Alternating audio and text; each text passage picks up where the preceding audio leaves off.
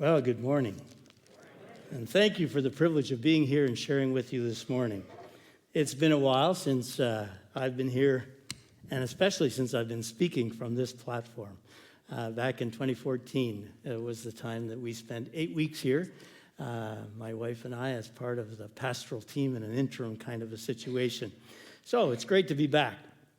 And I'm happy to be able to speak on the Shrewd Manager. Actually, when you read the New Living Translation, maybe you should call it the dishonest rascal. The parable of the dishonest rascal. What does this mean? And in fact, let me ask you the question this morning. Does this parable make sense to you? Does it make sense to you? When you read it, when you listen to it, I bet you have questions. I certainly have questions. I see some heads nodding, yes, indeed. Okay, what's one of the questions? Well, who gives a dishonest employee time to be even more dishonest? In our society, it's not about, go and fix up the accounts. It is like you have 30 minutes to get out of here, clean out your desk, and by the way, this security guard is going to be watching you to make sure you don't do anything that jeopardizes the business. Who gives a dishonest employee time to be even more dishonest? And what was so shrewd about what the dishonest employee did? I mean, it was just plain dishonest, wasn't it? How was it shrewd? Interesting, in the New Living Translation, it says, the rich man had to admire what the dishonest rascal did. And in the New International Version, it says the rich man actually commended the man for what he did. Why in the world? What kind of a situation is this? And of course, what is the main theme of the parable? One of the things we learn when we study parables is that usually a parable has one main theme that we need to focus on and that we need to wrestle with in order to apply it to our own lives. What is the main theme? Well, the main theme was wasting the manager's or the rich man's possessions.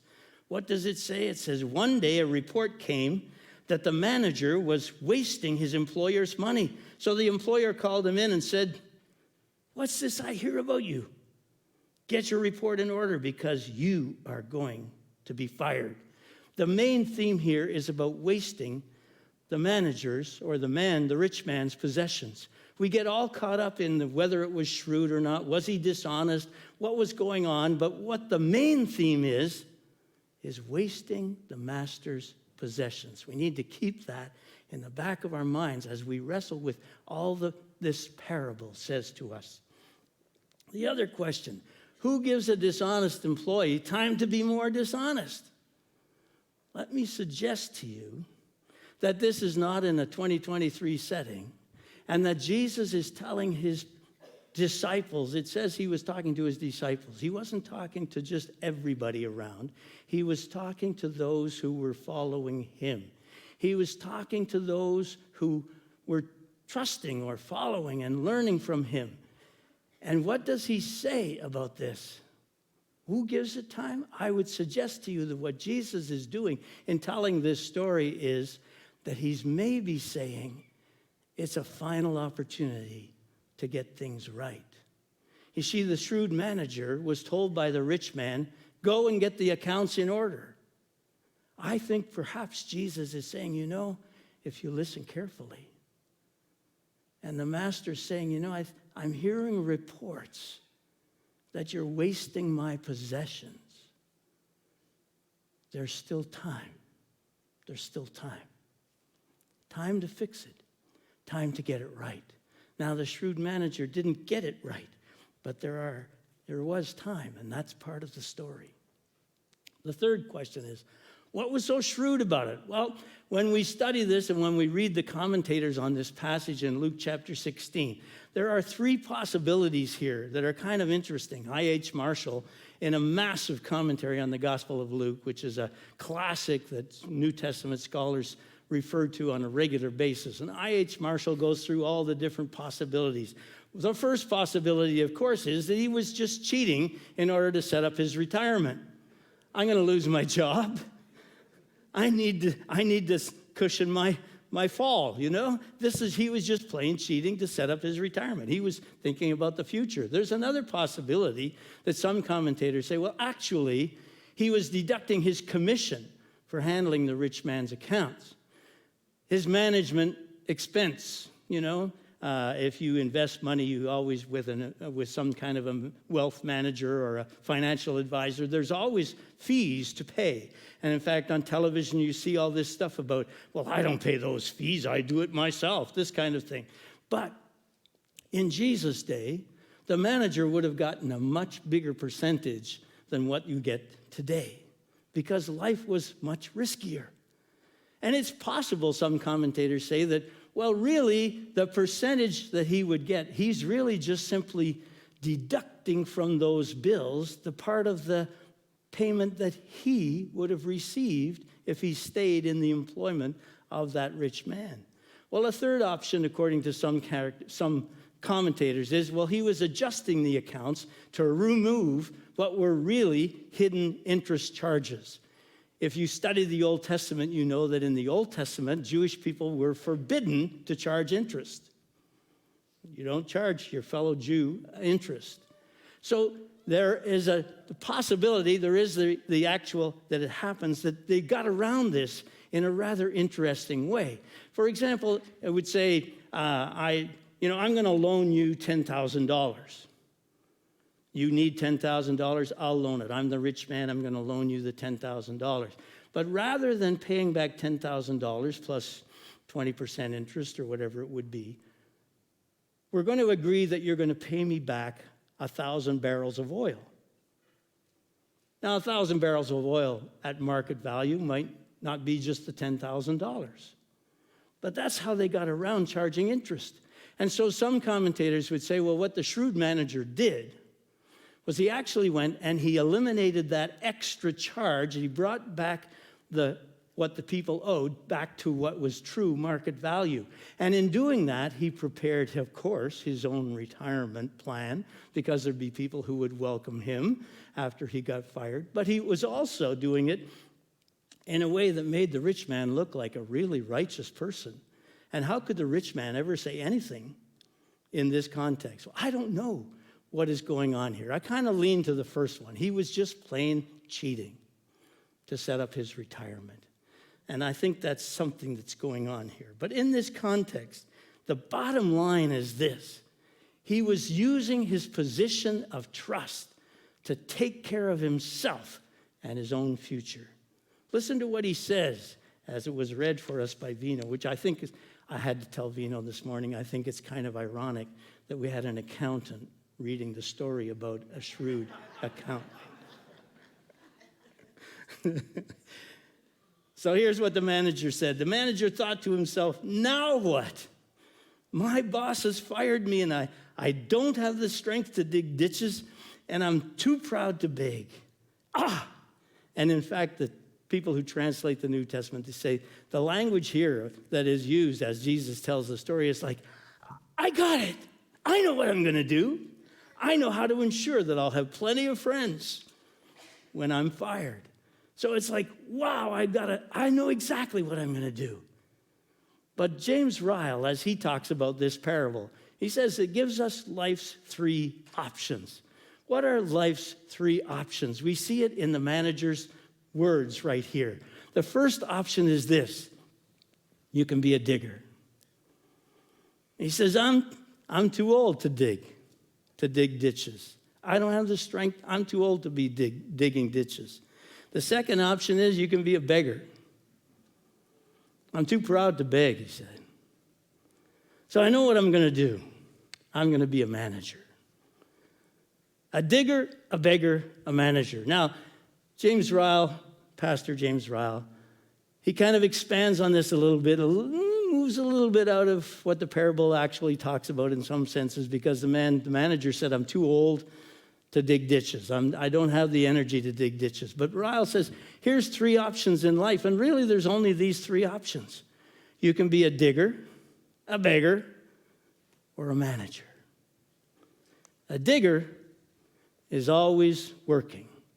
A digger has the mindset Nobody's going to do it if I don't do it. I am not going to rely on anybody else. I am going to do it myself. I'm not going to trust in other people and so on. I'm going to do it. And the digger always has the idea that if I just work harder and sweat more, I will be successful. If I'm not successful now, I just have to work harder. Longer hours, another job. I just have to keep working harder, because nobody is going to help me. It all depends on me. And the digger is somebody who just keeps digging all the time. The beggar, on the other hand, always sees themselves as a victim. If only I hadn't been born in this family. If only I hadn't been born in this country. Some of you have experienced that. Get out of this country, get to Canada, get where life is a little better and so on. If only I hadn't had these disadvantages. If only my boss wasn't the brutal boss that he is or she is. If only my friends hadn't abandoned me and betrayed me. Maybe it's if only my spouse hadn't betrayed me. If only my parent or my relative hadn't abused me, then I would be able to be successful. And the beggar looks at themselves as a victim. Circumstances are too great. I can't get through. I can't be successful. The manager recognizes that he or she is not the owner. And that's one of the key things about this parable. It's that the man decides to be a manager, but he is a manager for his own purposes rather than for God's purposes or for the rich man's purposes.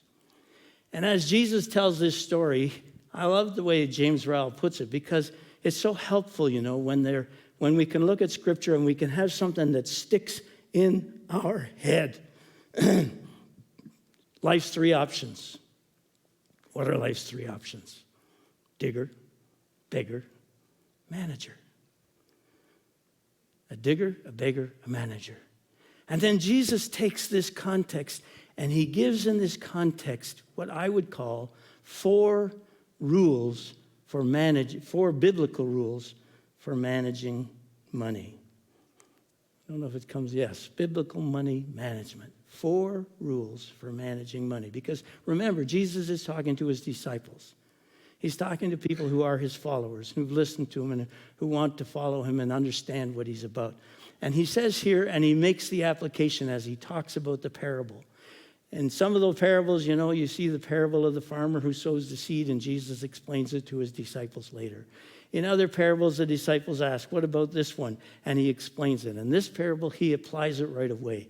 And one of the first things he says, and this is the first rule for biblical money management, it is this: use worldly resources to gain friends for eternity. Jesus says in verse 9, here's the lesson. Here's the lesson. Use your worldly resources to benefit others and make friends. And then, when your possessions are gone, they will welcome you to an eternal home. Now, whether it's worldly resources or worldly wealth, the words that Jesus uses here and that are written down in the Gospel of Luke imply something more than just money. It's whatever resources you have. Maybe it's your talent. Maybe it's your ability. Maybe other things, but it's worldly resources, what the world counts as important and powerful and valuable. And Jesus says, here's the thing. The shrewd manager, he used what he had available to take care of himself. And he did it so that when he was fired, he would have friends who would welcome them into their homes. But Jesus adds another dimension to this story. It's not about this world. He said, use what you have in this world to gain friends for yourself so that in eternity you will be welcomed. Later on in the service, we're going to sing, Thank You for Giving to the Lord, because that's what this is about. Jesus is saying, use the worldly wealth that you have, use the resources you have, so that others will be influenced for eternity. So that when you get to eternity, there will be people there saying, because you gave to the International Justice Mission, I was taken out of bondage. I was taken out of my situation, and I was put in a place where I could get to know Jesus.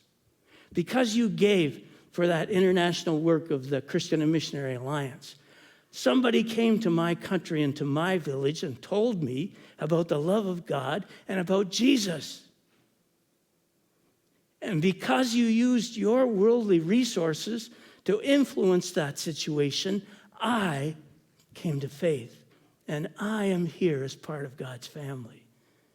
And I think none of us knows how many hundreds or thousands perhaps of people will be saying, because you gave, because you took a sandwich down to Toronto Alliance Church and helped me who was on the street, because you did that, I got to hear about Jesus. And Jesus is saying, here's the first rule of biblical money management.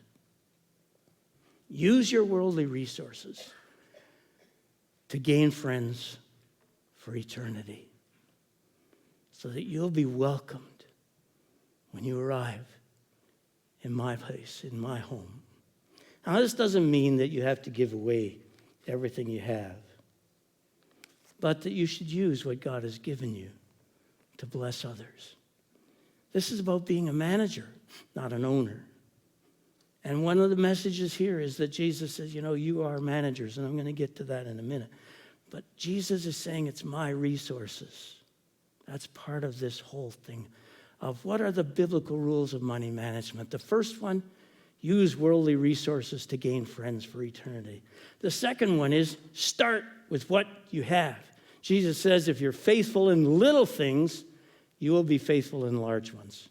But if you're dishonest in little things, you won't be honest with the greater responsibilities. I started with my allowance when I was about 10 years old. That's a long time ago. I'll be 77 in a couple of weeks' time. So that's many years ago. And I had a $1 a week allowance. At that time, that was pretty significant, $1 a week. My dad would not give me $1 bill. He would give me coins. And he would say, here's the coins. Now you take 10 cents and you put it aside so that on Sunday you can put that 10 cents in the offering plate. And he taught me what it meant to give to the Lord. This is for you. And you start with what you have. So many of us think, I'm going to give to the Lord my time once I get my business on its feet. I'm going to give to the Lord once I pay off my mortgage, or once I get my kids through college, or maybe when I pay off my education loans. I'm going to give to the Lord. I'm going to give to the Lord once I get married, or after I get my education. No, start with what you have. Jesus says if you're faithful with little things, you'll be faithful in large ones. And the reality is, if you don't start with what you have, you may never start. There's always one more thing to take care of. Well, I'll pay my car loan, and then I'll give to the Lord. Or I'll do this, and then I'll give to the Lord. I don't have time right now, but maybe when I'm retired, I will give to the Lord and serve in the church. That's not the way it works. Jesus says, use worldly resources to gain friends for eternity. Start with what you have, because if you're faithful with the little things, you'll be faithful with the large things as well. And the third rule of biblical money management is this. Think of worldly wealth. I didn't get that going here. Here we go. Think of worldly wealth as a test case for true riches. He says, if you're untrustworthy about worldly wealth, who will trust you with the true riches of heaven? And if you're not faithful with other people's things, why should you be trusted with things of your own? Think of money as a test case for true riches. It's like Jesus is saying, you know, I'm going to give Pastor Bruce some resources, some money. I'll watch how he manages them. If he manages them in a way that honors me, then I'm going to give him an opportunity to really minister to someone who's suffering, who's broken, who needs my love. I'm going to give him some real treasure, not money in the pocket, but a way to influence the eternal destiny of someone else. He may be thinking, I'm going to watch how you use the resources I've given you, because you have a coworker who is suffering and who needs you to come alongside and say, I'm a person of faith. Would you mind if I pray for you? Would it be okay if I pray for you? That's the real riches. And you know, it may even be that Jesus is saying true riches in heaven, but I think he's talking about real treasure. You know those crazy commercials about a hockey stick costs $100 and a ticket to the game costs this, or a show, whatever. But what's really, this is priceless. When God gives you the opportunity to touch someone's life with the love of Christ and to share how Jesus has changed your life, that's priceless. That's real treasure. And Jesus says, think of worldly wealth as a test case for true riches. I'm giving you a little bit. It's like a parent giving their child, actually after I had that allowance of $1 a week, by the time I was about 12 years old, my dad gave me an allowance of $10 a week. But there was a catch. $10 a week and you buy your own clothes. I had to plan how I was going to spend that money, what clothes I was going to buy. I couldn't spend it all on one fancy pair of sneakers, not that there were any fancy pairs of sneakers in those days, but I couldn't spend it all on a leather jacket or what. I had to plan. But Jesus is really saying here, think of worldly resources, think of worldly as a test case for what's true riches. Who's going to trust you with what's really valuable if you're not faithful with that little thing that he gives you? So we think of worldly wealth as a test case for true riches. Maybe I'll go on. Because in this case, in the test case for true riches, we do get the question of how do we look at wealth? How do we look at money in our lives? And James Ryle, the one who says this is about a digger, a beggar, or a manager, he used the old King James Version, digger, beggar, steward. But whatever it is, he also says in this context, challenges you, do you have a spirit of poverty? Do you know what a spirit of poverty is? A spirit of poverty is being afraid I won't have enough to take care of what I need and what I want. And so I hang on to everything I have. And you can be a millionaire and have a spirit of poverty. I'm afraid I won't have enough. I have to hang on to it.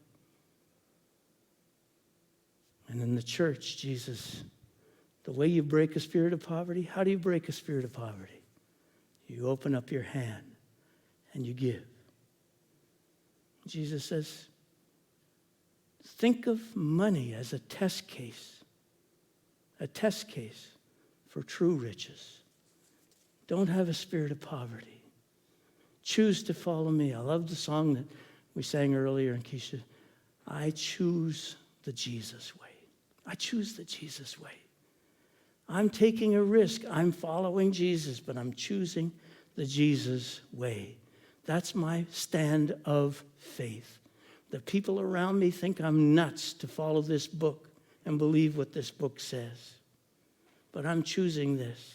I'm staking my eternal destiny on this.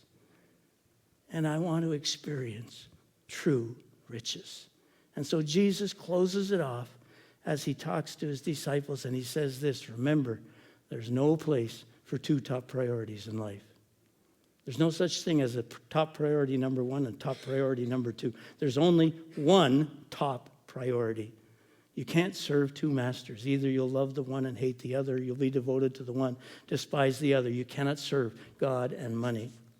And actually, the translation there would be mammon, which is worldly wealth again. Mammon. There's no place for two top priorities in life. We have to make a decision. With money and worldly wealth, either it rules us or we rule it. Doesn't mean you can't have it. Doesn't mean you can't enjoy it. But either it rules us or we rule it. And the spirit of poverty is when it takes charge of us instead of we take charge of it. So let me say, these rules change everything. A lot of us think about giving to God the way we think about paying taxes to the government. No, seriously. We earn our money, and the government says you need to pay X percentage to us. And we think, okay, how can I work this out so that I pay as little as possible to the government? And I keep as much as possible for myself. And that's not a bad thing. I mean, it's okay. But reality, if the government were standing here, if there was someone who personified the government, they might say, you know, we either create or maintain the conditions under which you enjoy your amazing standard of living. So you owe us. And sometimes we treat God that way. God has blessed me, so I owe him. Or maybe I'm paying my taxes, tithe, 10% is sort of like taxes paying to God.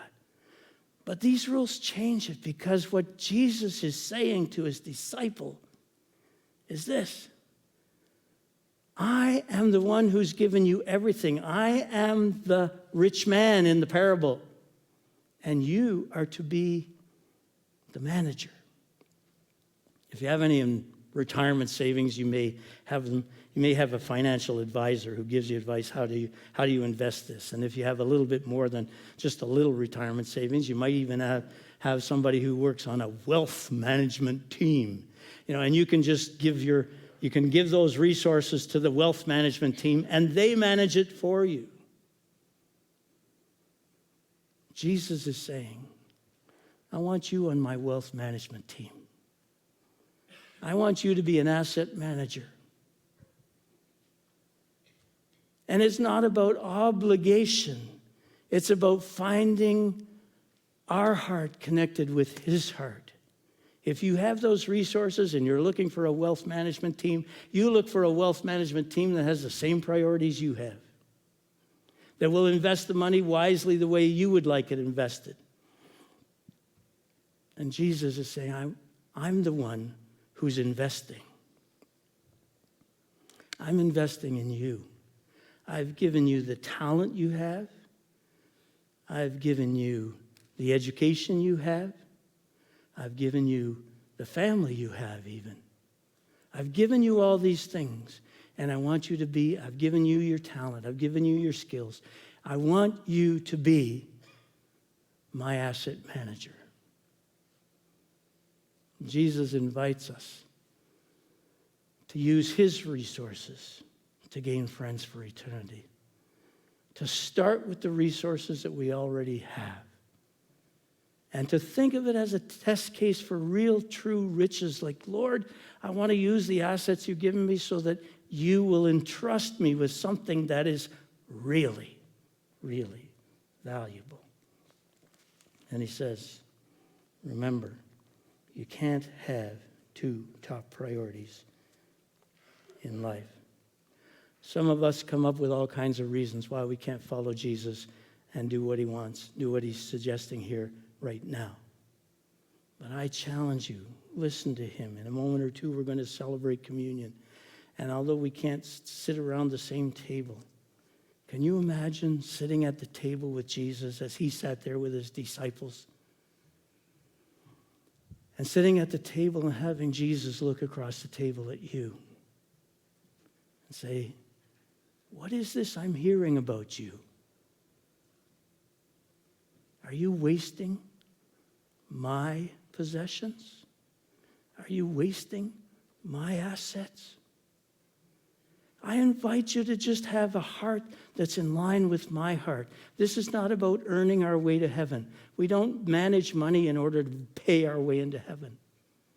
Biblical management of money is simply saying, I want my heart to line up with God's heart. I want to invest my time, my money, my energy in the things that God sees as important, and that's where I want to go. That's being a wise manager, not a shrewd manager. And that's what Jesus commends. Let's pray. Father, I just ask that you would apply to our hearts and our lives your word and your teaching. We ask it in Jesus' name.